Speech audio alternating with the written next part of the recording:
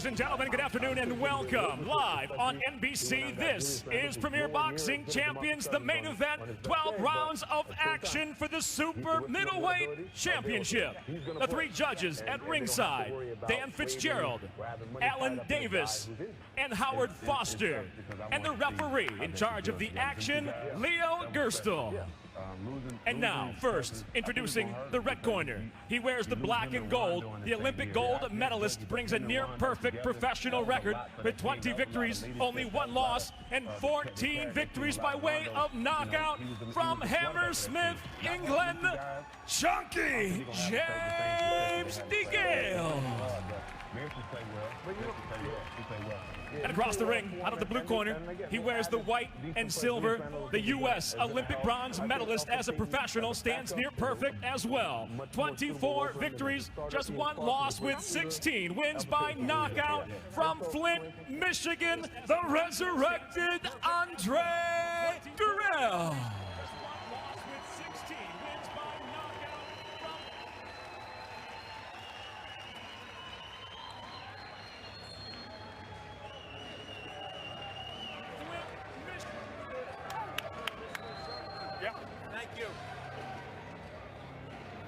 Hey guys, you went over the rules in the dressing room, okay? Want a nice clean fight, obey my commands at all times, all right? Touch them up, good luck to both of you.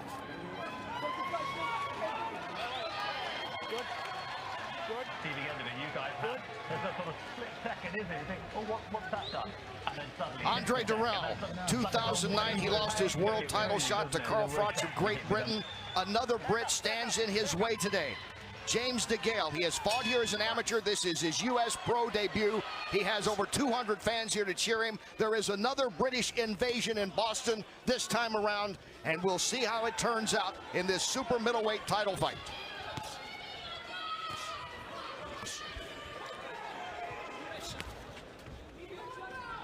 It's very important that DIRRELL introduces jabs to show DEGALE how, that he's ready, that he has speed. And Ray, one of the things that DEGALE was talking about yesterday, he said as long as he stays in the southpaw position, DIRRELL, he knows he's going to box him. If he switches to orthodox, he knows he's going to bang with him. At least that's the scouting report that DEGALE has. Go punch out, guys. But as long as he's effective, as long as he's throwing punches, I don't care what size, left or right, he's on, as long as he throws combinations.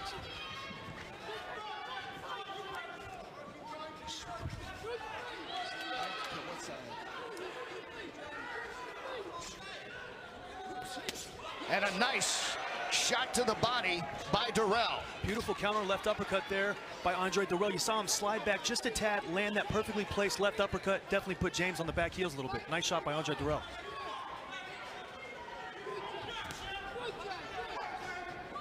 And you see, Kenny, when they're standing at this distance right here, it's going to play to Andre DIRRELL's advantage. He's at the range and the distance that he likes there, and he can fire off those quick combinations and make James get a little off balance. DEGALE went in close for a moment. DIRRELL will have none of that. Both fighters are a little tight right now. They still trying to figure each other out, see what works. As most would expect in a fight this big, only 1 loss between them, very similar in many ways. Some nice exchange along the ropes. What was it like to be in a title fight, Ray? In the early going, no matter how good you are, how are you feeling with the butterflies? Well, it's all about winning, and your heart rate is high, and you're thinking about just landing punches. Both fighters just have to calm down a little bit. Flicking out the jab, DIRRELL. See both guys very focused. The look in both guys' faces. They definitely want this fight, and trying to impose the will on one another here in this first round. A lot of feeling out, a lot of use of the jab by both guys. Good idea from both camps. They know each other well. Going back to watching them as amateurs all the way through their pro career. Great scouting reports on DIRRELL and DEGALE.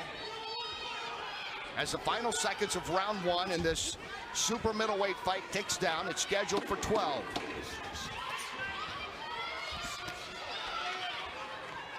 DEGALE, a gold medalist in 2008 in Beijing. DIRRELL, a bronze medalist, 2004 in Athens. He got the bronze, lost to a pretty good fighter named Golovkin in the semifinals of that 2004 Olympics. Here we go with round 2. Less than 10 punches landed in that fight, in that first round. You talk about the feeling out process, guys. Well, you will see now both guys will release a lot of punches now because they both are relaxed. They know each other's rhythm, timing. It's all about putting those together now. And I think it's very important too, Ray, that whenever Andre gets in those clinches with James DeGale, that he doesn't stand too straight up. You saw in the first round, he took a couple of those looping left hooks and right uppercuts from James, so he's got to make sure to stay crouched in those clinches. Steve Farhood with us as always. Scored the first round 10-9 in favor of Dirrell. Dirrell in the white trunks.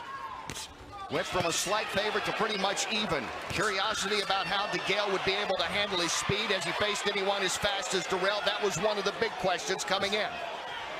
But again, there's always questions when you have someone from a different country coming over to fight. Yeah, you do, and you saw a second ago, Dirrell got caught by a nice right uppercut by James DeGale, and then he came right back with a beautiful left hand, letting him know, hey, you touch me, I'm going to touch you right back. Let's go to the corner, check in with Daniel. And the same advice that Chris Berg gave Andre Dirrell was throw the left over the right hand of DeGale, and he has done that. You can see he's cut him, so he's been very successful thus far. Looking over that right eye, there is blood on the right eye of DeGale, swelling a little bit under the eye as well. Beautiful overhand left by Andre Dirrell. He's timing the right jab at James DeGale, Kenny, and he caught him with a good shot. You see a nice cut on the right eye of James DeGale that could definitely determine the outcome of this fight and how it's going to be played. And Dirrell more aggressive.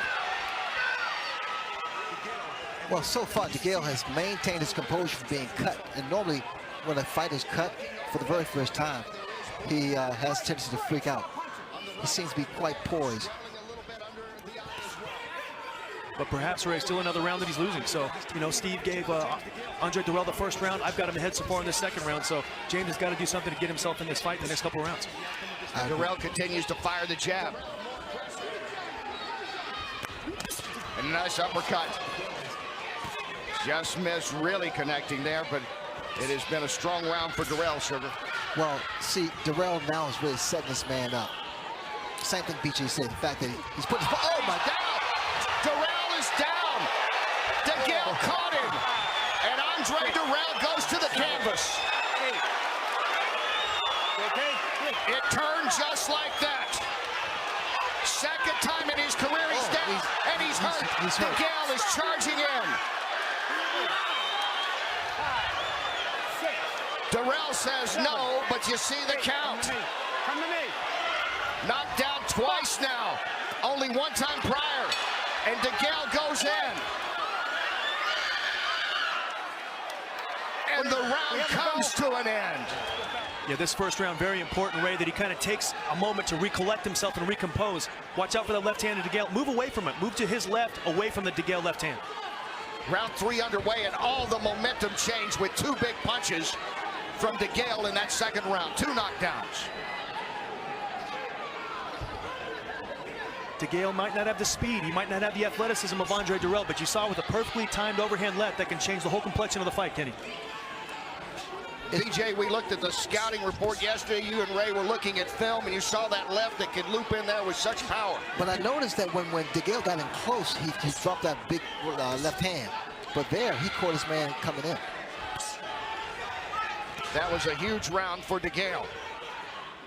And if you remember, the beginning of the round was all Andre Dirrell. He had cut James DeGale, he was in control, and one punch can change the fight at any time. It was first the big left that knocked him down, then he followed it back up. Dirrell shaking so much he wasn't sure he was even knocked down. Now Dirrell comes back. And this can happen a lot of times in a fight. You score a knockdown, then after that you look to load up. James DeGale's got to remember, let the combinations go. That's the best way to get to Andre Dirrell. What happens when the fighter goes down, the other opponent who dropped him, he has a tendency to outpunch himself, throw too many shots, become arm weary.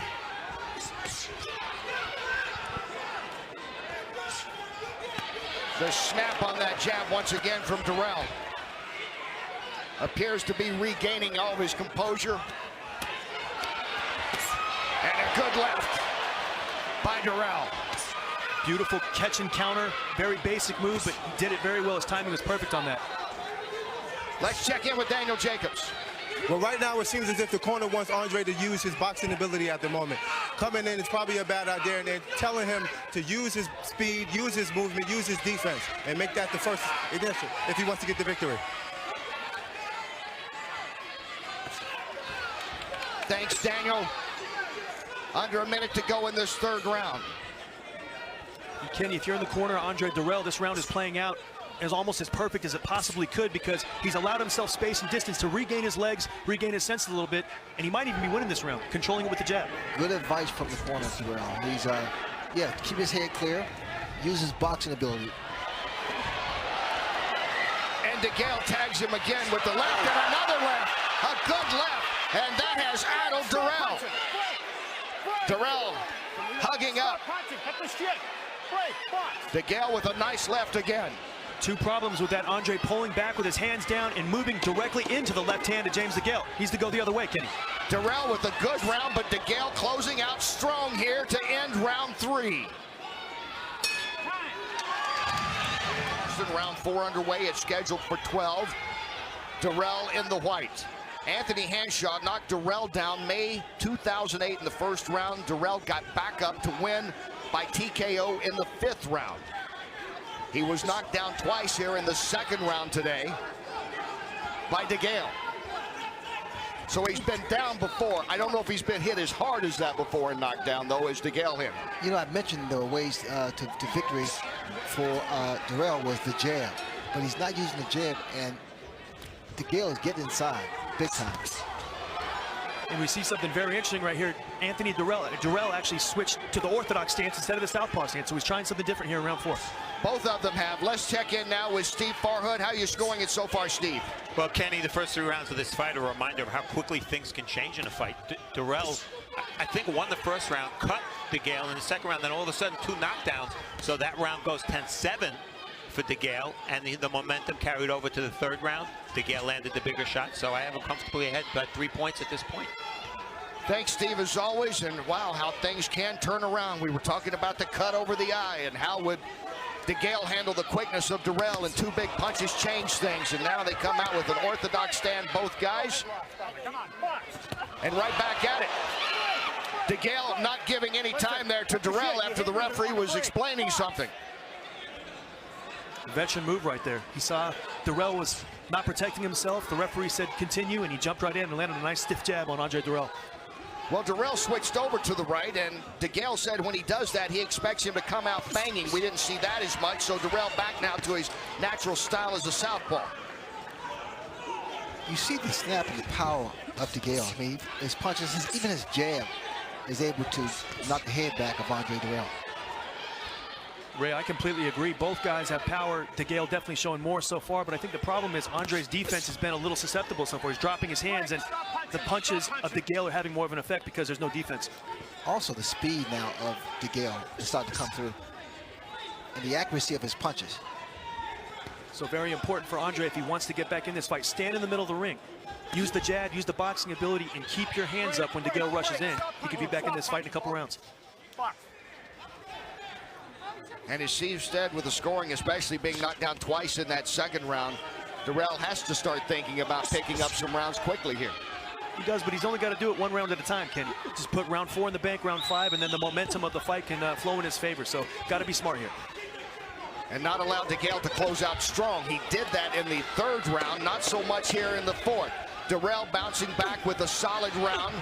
Round 4 scheduled for 12. It's now in the books. And there's Andre DIRRELL, knocked down twice in the 2nd. Big turning point in this fight very early. Let's check in now with Paul. Kenny, I'm in the DEGALE corner with his trainer, Jim McDonald. What's the best thing James is doing right now? He's just boxing a smart fight.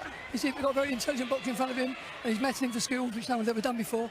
And James is boxing really well, so he's just got to keep it going. What is it you'd like for him to do better right now? Oh, mate, I can't talk, sorry. We'll catch up with him later. Kenny? All right, thanks, Paul. Jim McDonald telling us yesterday when he started talking to DEGALE right after he'd won the gold medal, they had their eye on a world title to become the first British gold medal winner and then world champion. That was DEGALE's hope, and he's getting his chance today. Break, break, break. Come on, guys. Nice move by James DeGale. You saw him double jab, and then he squatted down like he was coming to the body. He tried to come back up to the top. He just barely missed, but good move by James, and it's only a matter of time before those kind of punches land, Kenny. I like the way that DeGale is really using the ring, taking his time. Picking his shot means just looking at certain areas. Jab, down to the body, to the head, and there with the left hand. Trying to get his man to fall asleep. But it's very deceptive, Ray, because you see how James drops down when he shoots that first jab to the body, then he fires up top. Very confusing and very difficult to defend both the body and the head. And again, DeGale may be surprising some people here today, Ray, even though he comes in here with a record of 20-1. Well, he surprised me. He impressed me with what he's done to Andre DIRRELL. Put him down. But he has to be very careful not to get too careless. Swelling under DeGale's right eye. Once again, let's check in with Daniel. Well, Team DIRRELL seems as if they're very frustrated at the moment because they want DIRRELL to come in with his hands up while he's punching, because he's punching and keeping his hands down, which allowed him to get counterpunched. So if he keeps his hands up, he'll be a little bit more successful. We'll see what happens. All right, thanks, Daniel. Remember, back in the early part of this fight, DeGale had the cut and some swelling around his right eye, and then he took off in the second round with those 2 knockdowns and turned it all around. Yeah, he did. He changed the whole tempo of the fight at that moment, Kenny. The left hand set up by the jab to the body. Andre DIRRELL needs to get back to the center of the ring, and using those combinations and that speed from a distance, he's allowing James to get too close to him, and it's having an effect. DeGale continues to control the tempo here in round 5. I was really anticipating Andre DIRRELL to be the boxer. It seemed like James DeGale is really using the ring a lot. Using that jab, setting his man up, and trying to drop that left hand. And DeGale pushing the action along the ropes one more time. DeGale, a very confident fighter right now as round 5 comes to an end. It culminates with Game 5 of the Eastern Conference Final between Tampa Bay and New York on NBCSN. It's a championship Sunday on NBC. It will be a championship Saturday for either DIRRELL or DeGale. Kenny. All right, thanks, Liam. And there's again a look at James Chunky DeGale. No irony in that name, huh? Chunky, that's a boyhood name. He's carried it with him since he was about 7 or 8, where he says he was a little heavy when he first walked in a gym. But now he wish he was called Fit DeGale. Right now he could be called the guy winning this fight, you think? Look at the combinations he's throwing, Kenny. I mean, he's really starting to put his punches together very, very well. DeGale getting that last round from Steve Farhood. Kenny Rice, Ray Leonard, BJ Flores here ringside. Glad that you're with us. Super middleweight bout, title on the line. DIRRELL coming in here, maybe a favorite in some people's eyes. Most thought, though, it was a toss-up. He in the white trunks, and he tries to take the action now to DeGale once again. And you can see the look on DIRRELL's face right when he came out for round 6 here. He wanted to get something done. Maybe showing it a bit too much. Have a little more of a poker face, Andre DIRRELL. Come out, flick your jab, set some things up, and don't make it quite so obvious you want to attack. At what point, Ray, do you start thinking about, has the other guy put up more points than me? And again, those 2 knockdowns so big back in the second round. A fighter knows when he's losing. A fighter knows when he's behind on points. It's just the way it is. It's instinctive, intuitive. And the key is, again, to not rush too much in, but you got to be aggressive at the same time. Well, you have to do it all. You have to be aggressive. You have to throw enough punches and dominate. And DeGale comes at one more time, DIRRELL. And you see a little puffiness here on the left side of DIRRELL's face now. And a lot of blood from the nose and mouth of Andre DIRRELL. Kenny, I'm going to tell you right now, he's not used to tasting his own blood. Normally he's in fights, he's dominating. So we're going to see a lot of resolve and a lot of heart from Andre DIRRELL down the stretch if he wants to win this fight. Yeah, you can see the blood now from the nose and the swelling over on the left side. But we just saw him come in with the lead left hand. He's got to be careful not to load up. Use the right jab, set the combinations up, and try to take it 1 round at a time because he's running out of time. And going to the corner is DeGale. Got in a nice body shot. They move back out into the center. This is really good ring generalship for James DeGale. He's really taking advantage of the ring, taking advantage of where he is now in the fight. Dominant. He really is doing a good job here. And he switches over to orthodox.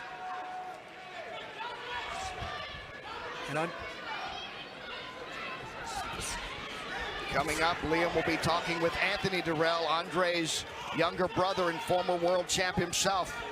Get his take on how his older brother is faring here against DeGale.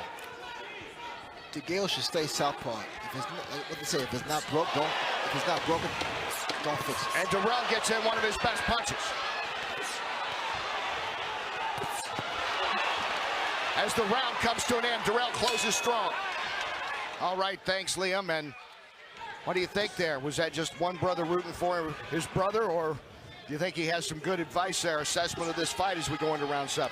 Well, he has to be aggressive without question, and he has to take it to James DeGale. He has to really be aggressive and stay on top of him to get those points back. I completely agree, Ray. He's got to be aggressive, but he's got to make sure that he doesn't try to walk in, because he's taking those big shots when he's looking too much for the punch. He's got to set it up. Dirrell landed a big shot near the end of that last round. Steve giving the last round to DeGale, though, again, 10-9. Let's check in again with Paul Burmeister. Kenny, I had a chance to talk to James DeGale on Thursday. He said, you know, we're actually very similar fighters. Slippery, crafty, tricky. I said, what's the big difference then? He said, I have more heart, and you'll see that after round 6.